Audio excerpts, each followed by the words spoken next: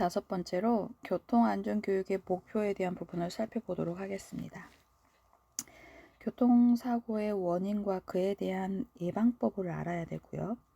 다양한 교통기관의 안전한 이용법을 알아야 되고 보행소칙을 익혀 안전하게 보행하여야 합니다.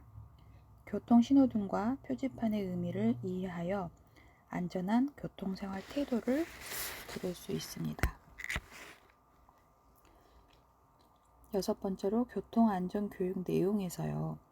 역류와 교통안전교육의 내용을 해야 되는 것들에 대해서 지식, 기술, 태도가 있는데 지식, 기술, 태도도 안전에 대한 파트이기 때문에 안전지식, 안전기술, 안전태도로 교통안전교육에 대한 내용으로 구분하여서 설명할 수 있습니다.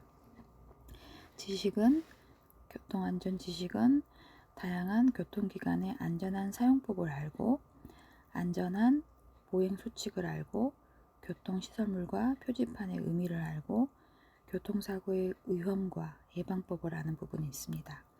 안전기술은 횡단보도를 안전하게 보행하고 다양한 교통기관을 안전하게 이용하고 교통사고의 원인이 되는 위험한 행동을 하지 않는 부분이 있습니다. 교통표지판과 시설물의 의미를 지켜서 이용하여야 할 것이고요. 안전한 태도에 대한 내용은 일상생활 속에서 안전한 보행 습관을 기르고 위험 상황에 조심하면서 교통기관을 이용하는 태도를 기릅니다. 다른 사람과 나의 안전을 존중할 수 있는 것이죠. 각각의 교통안전 내용의 목표 영역인 보행, 도로 횡단, 교통수단의 이용, 교통상황과 안전, 교통질서와 안전에 관한 하위 내용을 살펴보면 이와 같습니다. 하위 내용은 그래서 교통표지판을 구별하기 하위 내용들은 이렇게 안내가 되어 있고 길을 건너는 방법, 보행안전,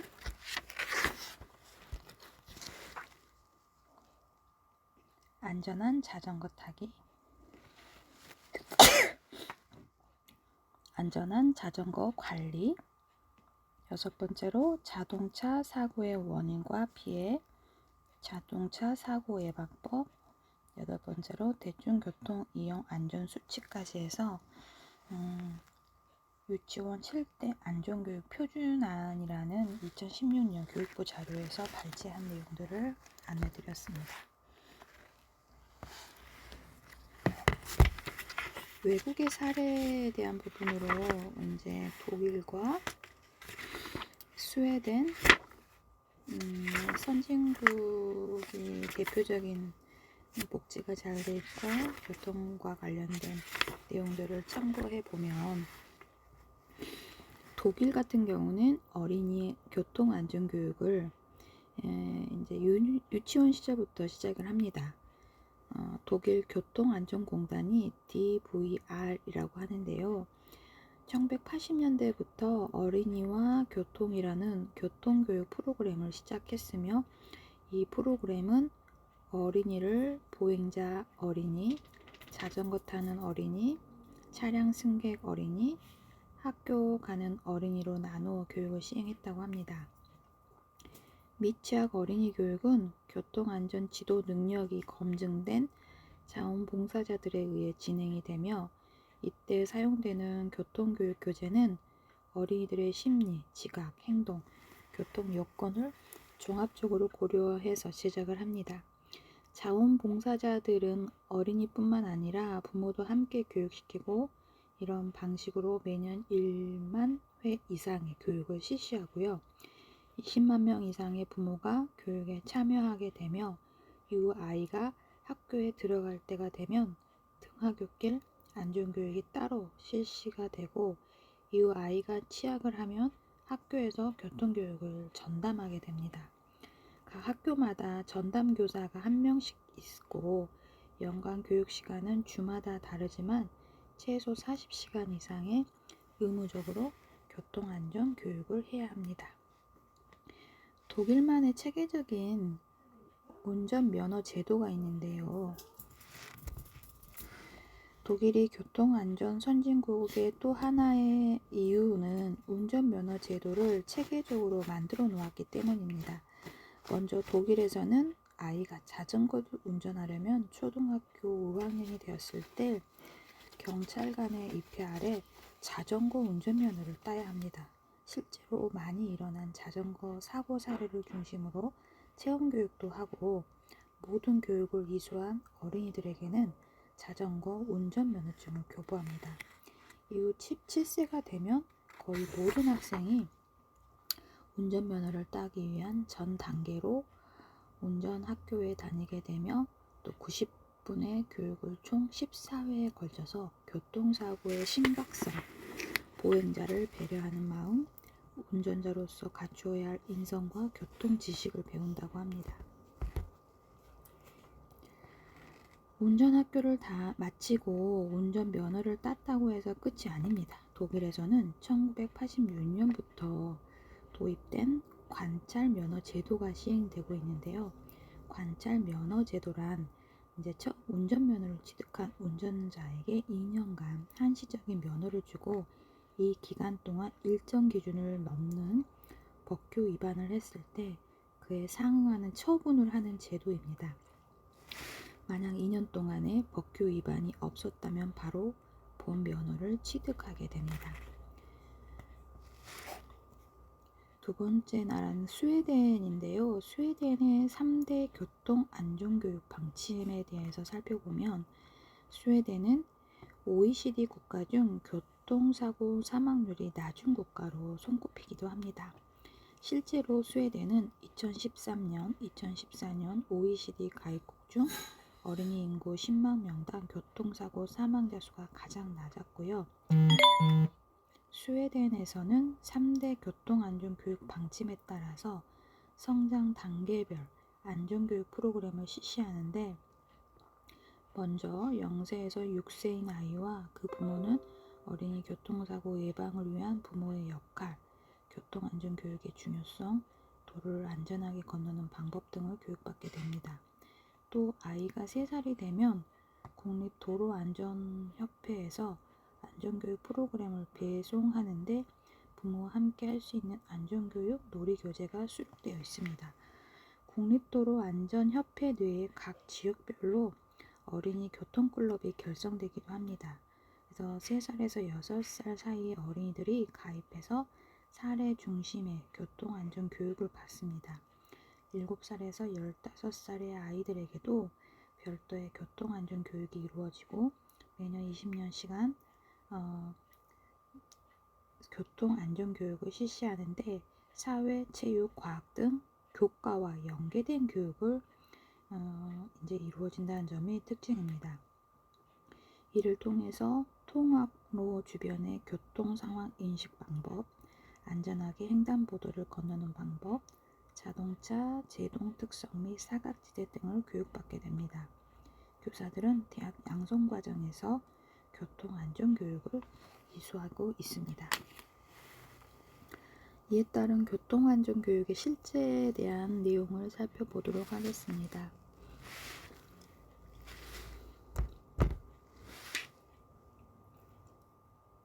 유아교육 기관에서는 지식 위주의 안전교육이 아닌 역할놀이, 시례놀이, 이야기 나누기, 신체 표현 등 다양한 활동을 통해 유아들이 교통안전지식 및 안전사고 예방을 위한 행동 특성들이 습관화될 수 있도록 지도해야 한다고 하는데요. 교통안전교육의 내용으로 안전한 보행, 안전한 도로 횡단, 교통수단의 안전한 이용, 교통신호와 교통표지의 기본적 이해, 안전한 장소에서의 시례놀이, 교통사고가 났을 때 대처하는 방법 등을 포함해야 합니다. 교통안전교육은 유아교육기관의 놀이시간을 이용해서 실시할 수 있으며 자전거를 탈 수 있는 공간과 자전거길을 마련해주고 자전거 운전면허증 발급제도를 도입함으로써 교육기관에서 자전거를 타며 교통안전 규칙을 알고 지킬 수 있습니다. 역할놀이 시간에 교통기관과 관련된 생활 주제를 다루면서 유아들이 직접 운전자나 승객, 보호자, 교통경찰 등의 역할을 해봄으로써 도로교통의 여러 상황에 대해 이해를 증진시킬 수 있으며 놀이가 끝난 후 유아들과 함께 이야기 나누어 보는 시간을 가질 수 있습니다. 유아의 학습 방법 중 효과가 있는 모방을 활용하여 부모와 함께 교통체험시설 등을 체험해 보는 방법도 안전교육의 효과적인 방법입니다. 우리 교재 198페이지에 교통안전체험관에 대한 팁이 있는데요. 어린이 교통안전체험관은 도로교통공단 서울특별시 지부에 대한 부분에 관리가 있고, 또 서초 어린이 교통안전교육원이 있는데 이거는 어린이 교통안전교육장이라고 합니다. 또 서울에 있는 또 어린이 교통공원이 있는데 양천구 목동에 있고요. 또 노원구에 있는 로보카 폴리 어린이 교통공원이 있습니다. 또 서울 어린이 대공원 안에 키즈 오토파크라는 게 있고요. 그래서 우리나라 서울에 다 몰려 있긴 하지만 우리 광주에도 어린이 교통공원이 한 곳에 있긴 하지만 서울에 키즈 오토파크, 로보카 폴리 조금 더 아이들이 어렵지 않게 만나볼 수 있는 교통안전체험관들이 이렇게 자세하게 안내가 되어 있는 부분이 있고, 그래서 교통안전표지는 자동차와 자전거, 운전자 그리고 보행자가 안전하게 자기 자신을 지키고 서로를 보호해주기 위해 꼭 지켜야 하는 중요한 약속입니다. 유아에게 교통안전교육을 위해 활용 가능한 교통안전표지는 교통안전표지가 이제 목적과 기능으로 설명될 수 있는데, 도로 이용자에게 일관성 있고 통일된 방법으로 교통안전과 원활한 소통을 도모하고 도로 시설물을 보호하는 데 필요한 각종 정보를 제공하는 것입니다. 기능은 교통안전 표지는 단독으로 설치되거나 도면 표시 및 신호기와 유기적 또는 보완적으로 결합하여 설치되는 교통안전시설물로서 교통안전 표지의 목적을 달성할 수 있도록 도로 이용자에게 주의, 규제, 지시 등의 내용을 전달하는 것이죠. 교통안전 표지의 구분으로 도로교통공단에서 이제 주의 표시, 규제 표시, 지시 표시, 보조 표시, 그다음에 노면 표시 이렇게 6가지를 설명하고 있는데요. 주의 표시는 도로 상태가 위험하거나 도로 또는 그 부근에 위험물이 있는 경우에 필요한 안전조치를 할 수 있도록 이를 도로 사용자에게 알리는 표지입니다. 규제 표지는 도로교통의 안전을 위하여 각종 제한, 금지 등의 규제를 하는 경우에 이를 도로 사용자에게 알리는 표지입니다.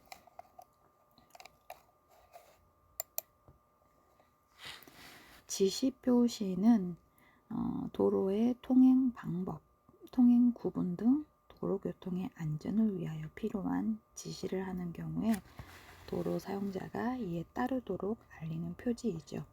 보조 표지는 주의 표지, 규제 표지 또는 지시 표지의 주 기능을 보충하여 도로 사용자에게 알리는 표지입니다. 노면 표지는 도로교통의 안전을 위하여 각종 주의, 규제, 지시 등의 내용을 노면의 기호, 문자 또는 선으로 도로 사용자에게 알리는 표지입니다. 우리 교재 199페이지 표 9-3에 교통안전표지 일람표라는 게 이제 그림으로 나와 있고요. 횡단보도, 어린이보호, 자전거, 양보, 보행자 금지 표지, 지시 표시의 자동차 전용도로 이렇게 주의와 규제와 지시에 대한 부분으로 일람표가 조금 더 자세하게 안내가 되어 있습니다. 200페이지에도 이제 도로 공사 중 비행기, 터널, 교량, 야생 동물 보호, 위험, 통행 금지, 자동차 통행 금지, 자전거 전용도로, 자전거 및 보행자 겸용도로, 회전교차로, 직진, 우회전, 좌회전, 주차장, 자전거 주차장. 이렇게 교재에서 거의 3쪽에 해당되는 내용을 여기다 다 실어 놓으셨는데 되게 생각보다 많네요. 화물 자동차 통행 금지, 승합 자동차 통행 금지, 이륜 자동차 및 원동기 장치 자전거 통행 금지, 자동차, 이륜 자동차 및 원동기 장치 자전거 통행 금지. 이런 표시가 있으면 어떤 것이 지나가야 될까요? 경운기, 트랙터 및 손수레 통행 금지, 자전거 통행 금지, 진입 금지, 보행자 전용도로, 횡단보도, 노인보호구역 안에서 이제 이런 것들이 설치되어 있는 걸 봤고, 어린이 보호구역 안에 어린이 보호 표시, 장애인 보호구역 안에 장애인 보호, 또 안전속도, 속도를 줄이시오, 통행 주의, 이렇게 해서 주정차 금지, 주차 금지, 서행, 일시정지, 천천히 서행, 정지, 일시정지, 어린이 보호구역, 장애인 보호구역, 노면 표지에 대한 부분으로 경찰청과 도로교통공단에서 이제 그 표지의 종류에 대한 부분을 발췌해서 교재에서 실어 놓은 부분들을 살펴보았던 내용이고요. 이제 활동으로 교재는 영어와 유아로 두 파트를 나누어서 설명을 하고 있습니다. 교통안전교육 활동으로 영어는 유모차 탈 때 조심해야 되는 내용을 설명할 수 있는 내용을 활동을 할 수 있다라고 이제 안내를 하고 있습니다.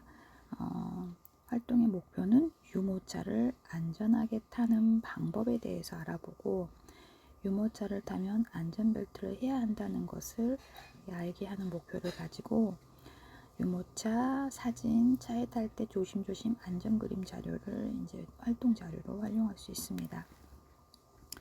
유모차 사진을 게시하고 관심을 보이는 영화와 이야기를 나누겠죠. 인형 자동차를 탐색해 보고 관심을 보이는 영화에게 안전벨트에 대해 설명을 해줍니다. 유모차를 타고 내릴 때 안전하게 타지 않을 경우 다칠 수 있음을 알려주고요. 어린이집에 등하원할 때 유모차를 타고 내리는 영아에게 안전하게 타고 내리는 방법을 이야기 나눌 수 있겠습니다. 그래서 유모차를 탈 때는 꼭 안전띠를 착용한다 라는 부분으로 활동의 유의점으로 지도할 수 있을 것입니다. 유아에 대한 활동은 영아보다는 집중 시간이 기니까, 그리고 소그룹 개별적인 활동이 아니라 이제 대그룹으로도 할 수 있는 부분이라서 교통안전교육의 안전을 지키는 카시트와 안전띠라는 부분으로 이야기 나누기를 할 수 있습니다. 이에 따른 활동 목표는 카시트와 안전띠의 소중함에 대해 알고 바른 착용 방법을 알아볼 수 있겠죠. 나에게 맞는 안전띠를 착용하는 습관을 가지고 애니메이션으로 아빠와 함께 마트에 가요 라는 활동을 해볼 수 있습니다. 지금 여기에 이제 링크가 걸어볼 수 있게 유튜브로 동영상이 안내가 되어 있는데 한번 활동을 해보셔도 괜찮을 것 같습니다.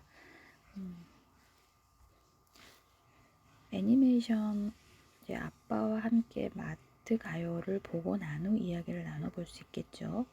아리는 왜 위험했을까? 왜 안전띠를 착용해야 할까? 이제 안전띠를 착용한 영아와 유아, 운전자 그림을 보면서 이야기를 나눠보고, 안전띠를 매본 경험, 또 언제 어디서 매었었는지, 안전띠를 어떻게 맬 것인지, 또 안전띠가 꼬이지 않게 매는 방법, 안전띠를 착용할 때는 찰칵 소리가 나게 매는 부분, 안전띠는 어떤 일을 하는지, 안전띠를 매지 않는다면 어떻게 될 것인지, 안전띠 착용에 대한 손유의 동작을 천천히 보여주고 같이 해볼 수 있겠죠. 그래서 활동에 대한 사진도 이제 교재 204페이지는 안내를 하고 있는데요. 그래서 견학 갈 때 차량 출발 전 안전띠 손유를 하고 바르게 안전띠 매는 방법을 교육한 후 안전띠를 매고 출발할 수 있겠습니다. 지금 우리 교재에서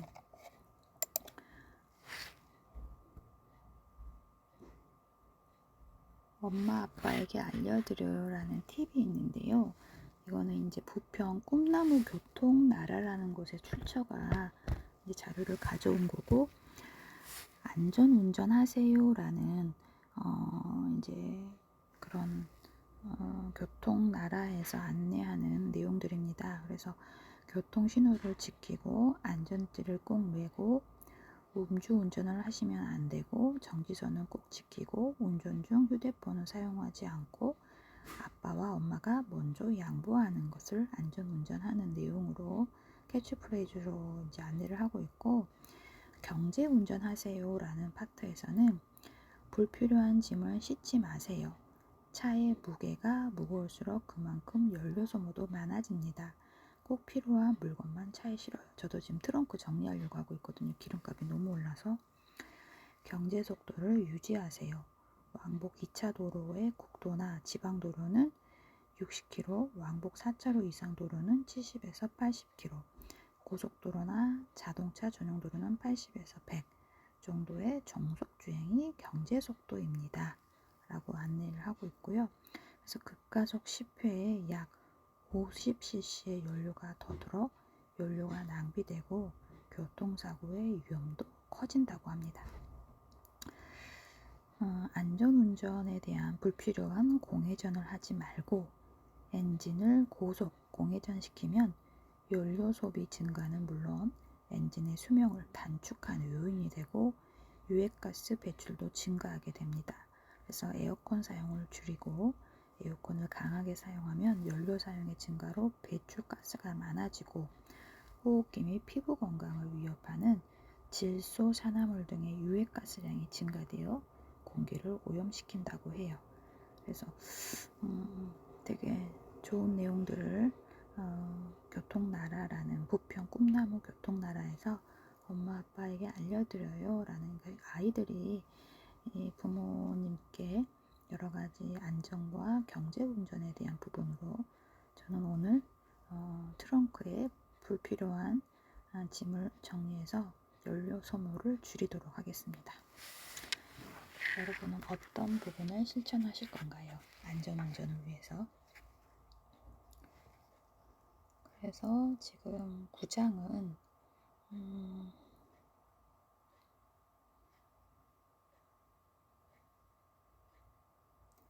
교통안전에 대한 개념 다시 한번 정리해드리면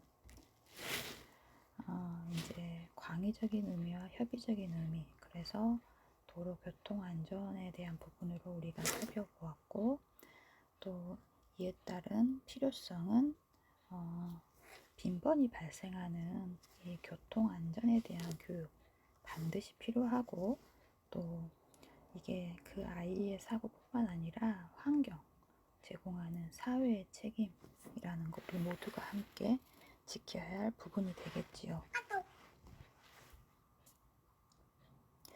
그래서 교통 행동의 특성을 8가지로 제가 자세하게 이제 리딩해 드렸는데, 자동차의 작동 원리와 거리 속도가 추적 능력이 부족하고 G주등 능력과 상황 판단 능력이 약하고 상황 대처 능력이 떨어지고 모방과 모험심이 강하고 시각 능력과 청취한 정보 활용 능력이 취약하고 정서 불안 시 자제력이 약하고 감정에 따라 행동 변화가 심하고 추상적인 말은 이해하지 못하기 때문에 차 조심해라 라게 아니라 차가 멈추면 건너가라 라고 구체적으로 안내를 해야 된다라는 부분을 알려드렸고, 또 남자와 유아보다 여자 유아가 사고율이 이런 부분에 대해서도 남자 유아가 훨씬 많다라는 부분도 안내드렸습니다.